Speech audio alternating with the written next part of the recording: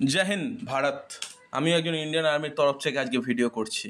আমি একজন ইন্ডিয়ান আর্মিতে এক সময় ছিলাম, পারিবারিক কিছু সমস্যার জন্য ইন্ডিয়ান আর্মি থেকে ফিরে আসতে হয়েছে। তো আজকে আমি কিছু কথা তোমাদের সামনে বলতে চাই। সারে জাহাঁ সে আচ্ছা হিন্দুস্তান হামারা। একদম ঠিকই শুনেছে বন্ধুগণ, ভারত আমাদের মহান দেশ, যে দেশ প্রত্যেকটা দেশকে জল, খাবার, ওষুধ প্রত্যেকটা দিয়ে মানুষকে উপকার করেছে। আজকে সেই ভারতের দিকে বুক তুলে চেয়েছে দুটি দেশ, বাংলাদেশ এবং পাকিস্তান। বাংলাদেশ ও পাকিস্তান ভালোভাবেই জানে যে ভারত ছাড়া তাদের চলা সম্ভব নয়। তারপরেও তাদের ইসলামাবাদ আমাদের ভারতবর্ষকে গ্রাস করার চেষ্টা করছে। কিন্তু এই জায়গাতেই আর ভারত সহ্য করছে না, কারণ ভারত প্রথমত কখনো কোনো দেশকে আক্রমণ করে না, তারা চুপচাপ দেখে, প্রতিশোধ দেয় না। কারণ তুমি শুনলে অবাক হবে, ভারতকে যে দেশগুলো প্রত্যেকটা মুহূর্তে পেছন থেকে বার করে গেছে, পাকিস্তান ভারতেরই অংশ, কিন্তু বাংলাদেশও ভারতেরই অংশ। তোমরা যদি পরবর্তীকালে ইতিহাস তো সকলেই জানো।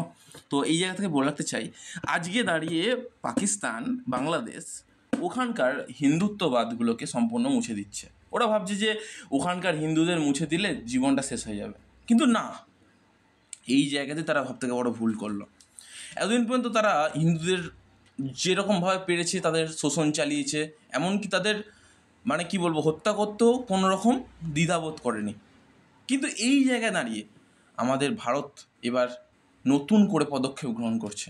বাংলাদেশ এবার তুমি কোথায় যাও দেখবো, পাকিস্তান এবার তোমরা কোথায় যাও দেখবো। সারে জাহাঁ সে আচ্ছা হিন্দু স্থান হামারা।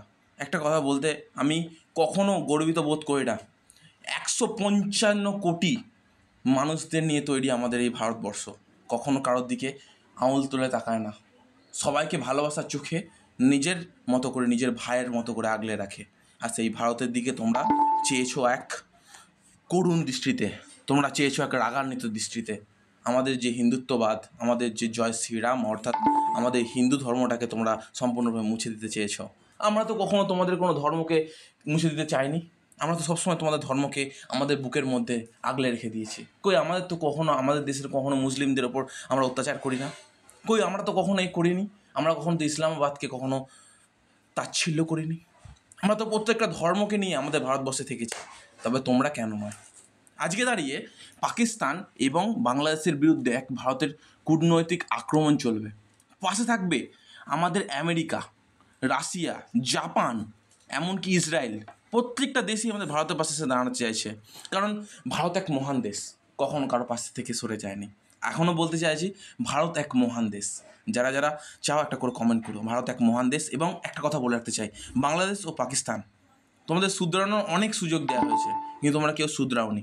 এবার আর কোনো নয়, আর কোনো সুযোগ নয়, এবার ডাইরেক্টলি তোমাদের ওপর আক্রমণ চলবে। তোমরা কোনো রকমভাবে কোনো রকম প্রতিরোধ করতে পারবে না। তো এরপর কে নেক্সট? চীন কি?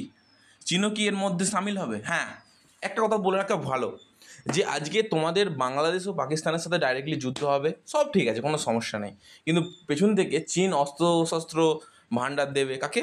পাকিস্তান এবং বাংলাদেশকে। তাতেও কি ভারতকে আটকানো সম্ভব? ভারত এক মহান দেশ, আমি তোমাদের এখনও বলছি, ভারতকে আটকানো কোনো মতে সম্ভব নয়। যদি প্রত্যেকটা ইসলামাবাদ দেশ যদি সবাই চলে আসে, প্রত্যেকটা ইসলামাবাদ দেশের প্রত্যেকটা নেতৃত্ব, প্রত্যেকটা জঙ্গি আক্রমণ যদি হয়, তাও ভারতকে আক্রমণ করা আর থামানো সম্ভব নয়।